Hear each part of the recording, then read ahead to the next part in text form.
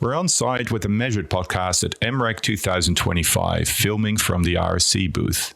A great opportunity to catch up with friends and colleagues, and I roped a few of them into chatting about what they're up to and how they're helping changing the industry. In this chat, I sat down with Paul Hodkiewicz, who is now his own man and consulting under his brand Samarah Solutions, but who previously held managerial positions at Anglo American, BHP, and SRK. At the conference, he was part of a panel discussion on software in the resource estimation space, and I wanted to get his take on what I have started to phrase as a resolution reduction problem, which I translate as the problem of humans dealing with large quantities of data mixed with conventional workflows and the same archaic ordinary Krieger solution box. I hope you get something out of this chat. Enjoy. So I remember we got chatting, was it 12 years ago or something? I can't remember. And I don't even know how we ran into each other. I think it might have been at the mining geology conference in Queenstown. Right. Oh, that's right. Because you did some bungee jumping or something. Yeah. I think I'll never do that again. That's one thing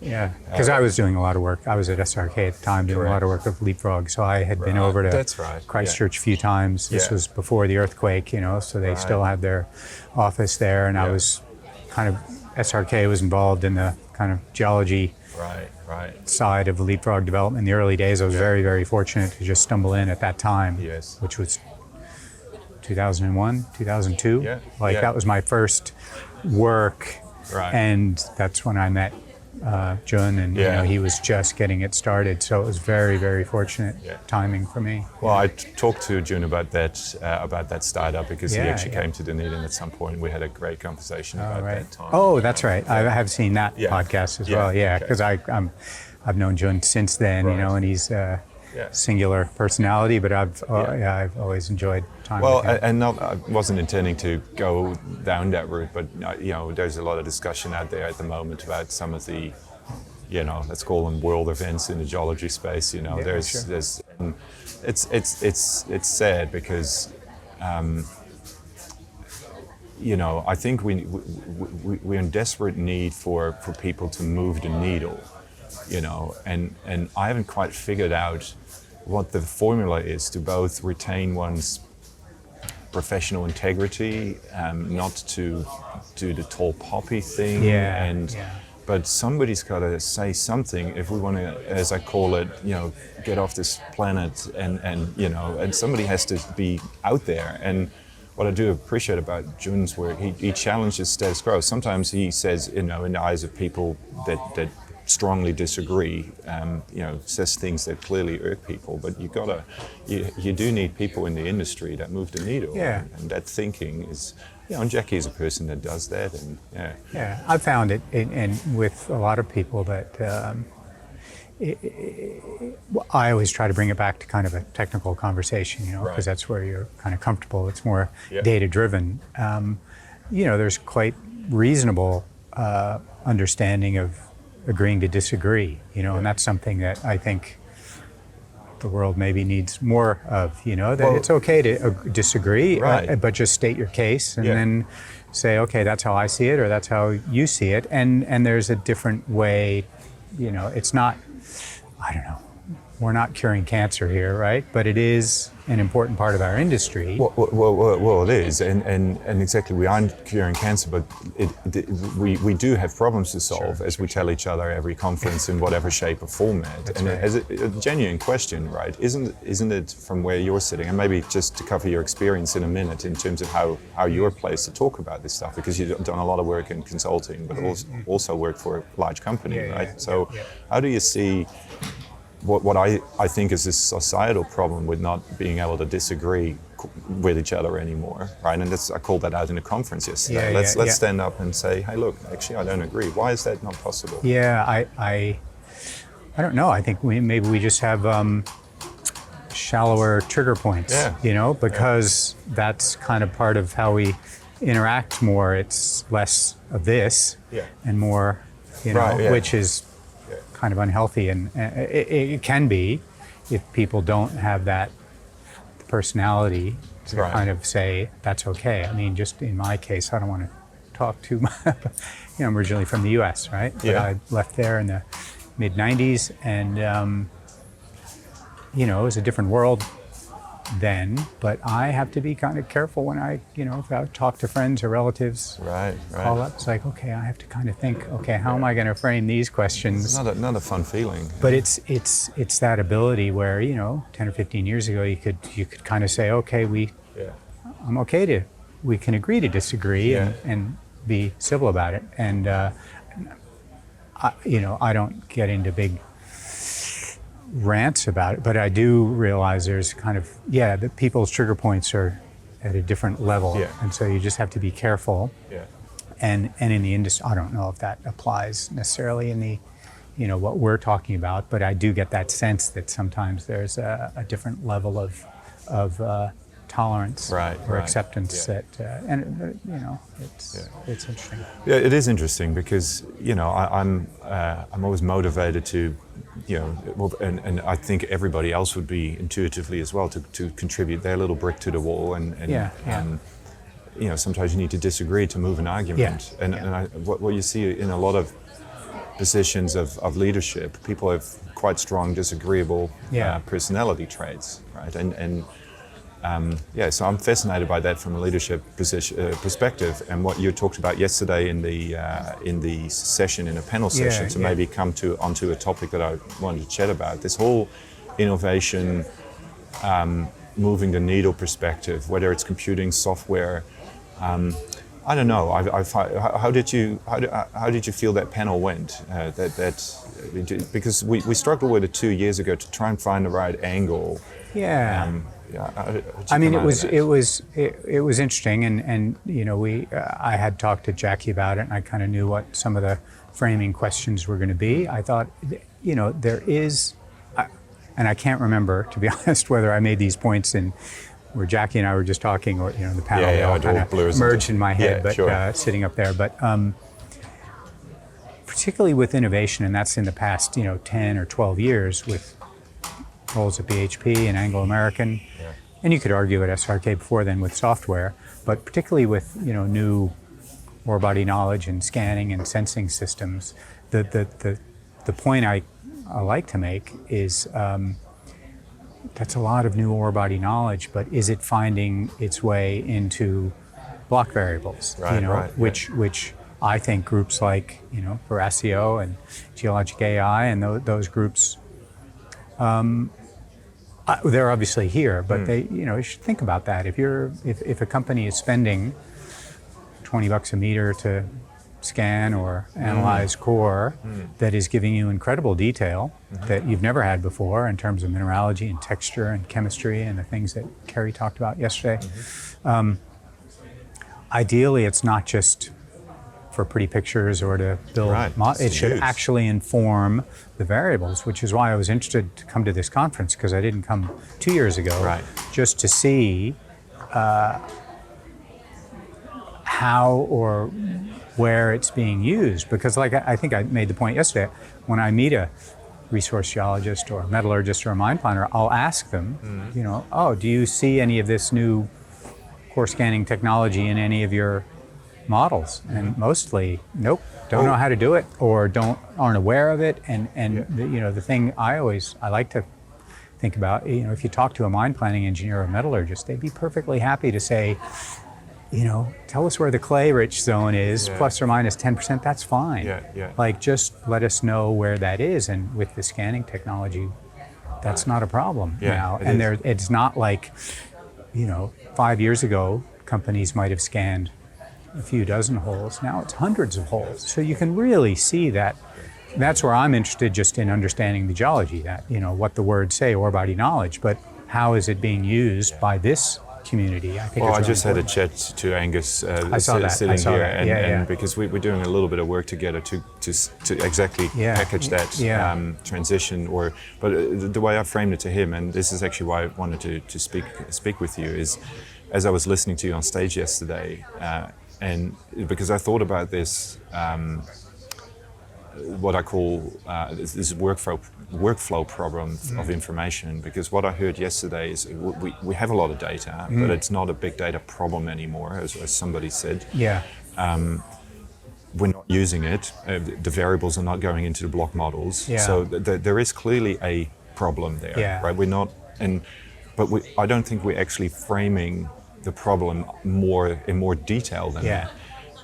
And what I believe from the work that I do, that I'm seeing from a real boots on the ground perspective, is what I've been starting to call a resolution reduction problem.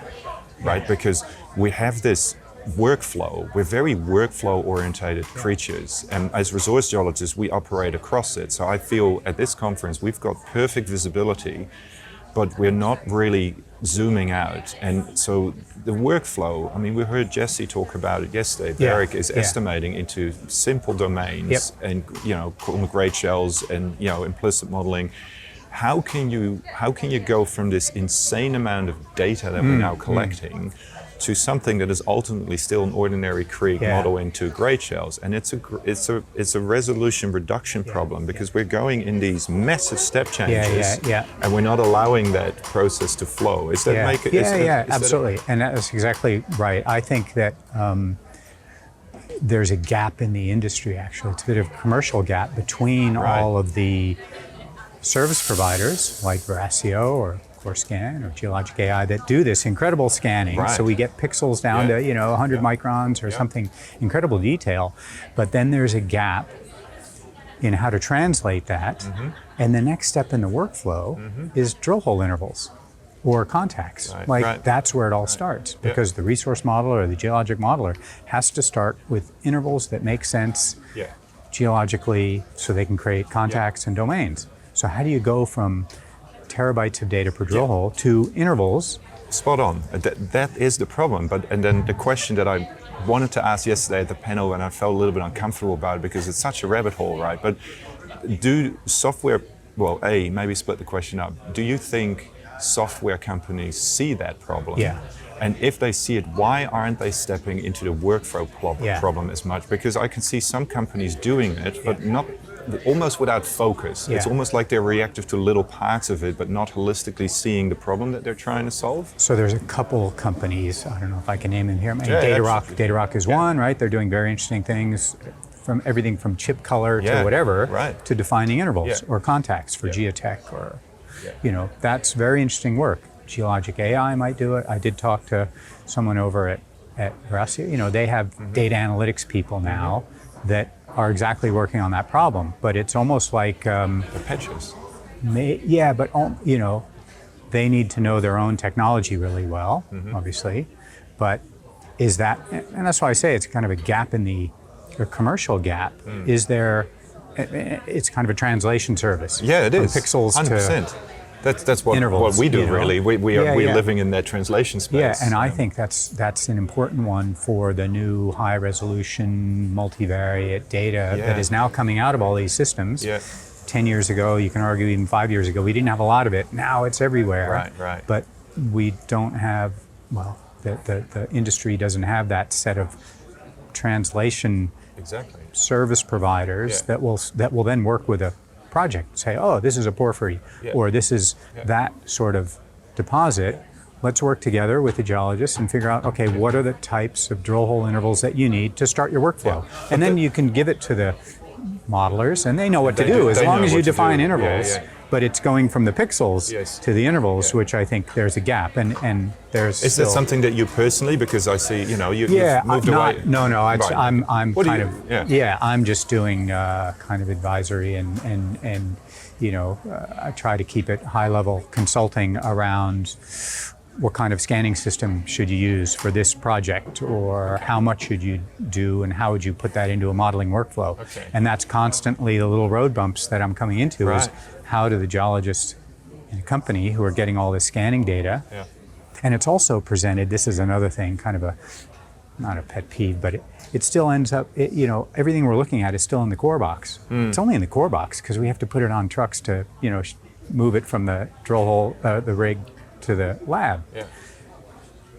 We shouldn't be looking at it in core boxes. It should be in, the drill hole should be in 3D. And, you know, one of the things I like to say is a drill hole, treat it like a long, skinny outcrop.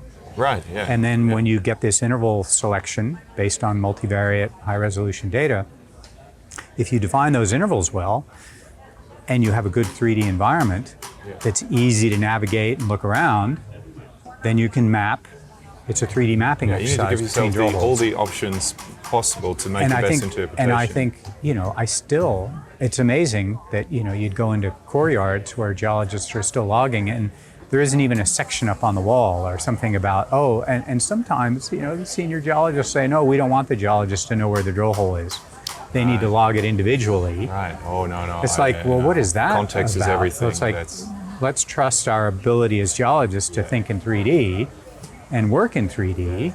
And I think that's where maybe there's also a little gap in the software, although it's really advancing. It's pretty amazing, what it can do. But for the geological modeling side of it and interpretation, let's treat that as a 3D exercise, not as a even 2D, because we know how complicated these things are, because you need to look down plunge and off section, and the section is just a the sectional bias thing. I mean, I discussed that with June before. It's crazy how I think there's so much opportunity there is with the new data to really say, wow, this is complex, but now we have the ability to actually look at it in a new way with new eyes, defining new intervals, and then the tools, the implicit tools or whatever, the modeling tools are there. But then we say, now we've defined these intervals based on texture and mineralogy and geomet proxies or whatever you want. They're still features of the rock mass that should be mappable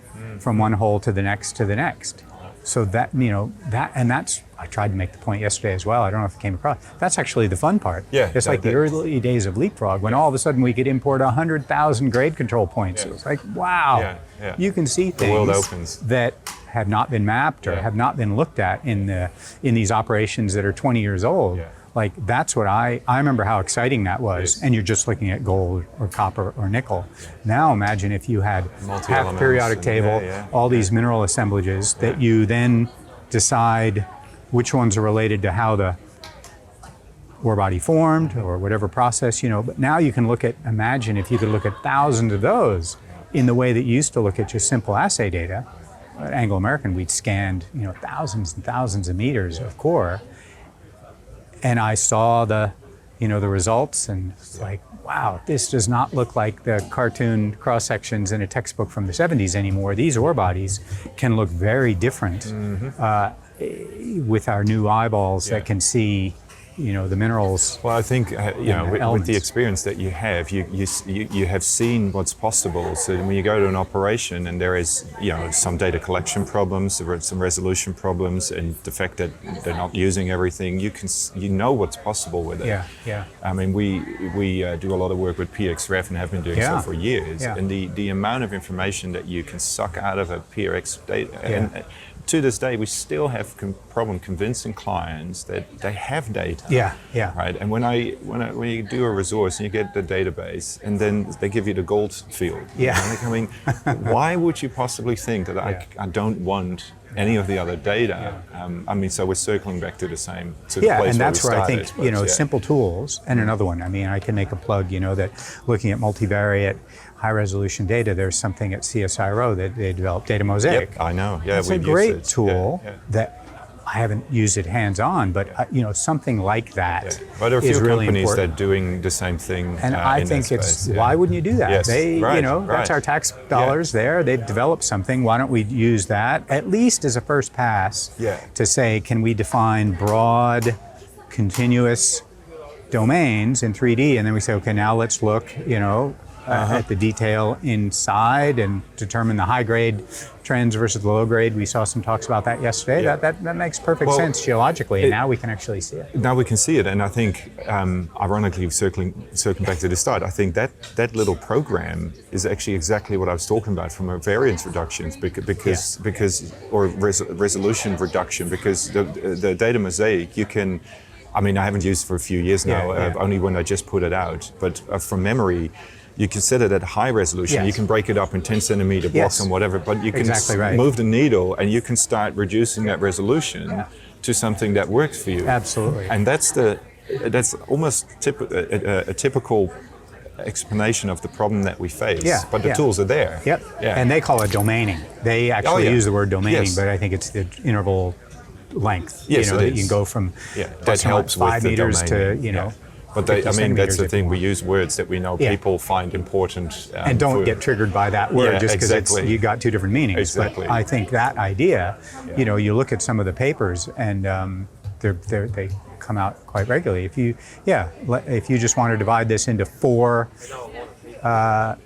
intervals across the ore body just to see how connected they are, do you have enough drilling to actually connect those? And they might be equivalent, you know, to lithological, you know, broad lithological units. Yeah. But then you can say, okay, let's dial this up and say, can we do this at a couple meter resolution? And then what starts to break up? And then you see, does your drill hole spacing allow you to do any more? Or do you start to see the detail that you need for geomet or geotech? You know, it's really fascinating. Well, it sounds. And I mean, it sounds exciting. like you're having lots of fun with that sort of technical. Yeah, and that's where I space. try to.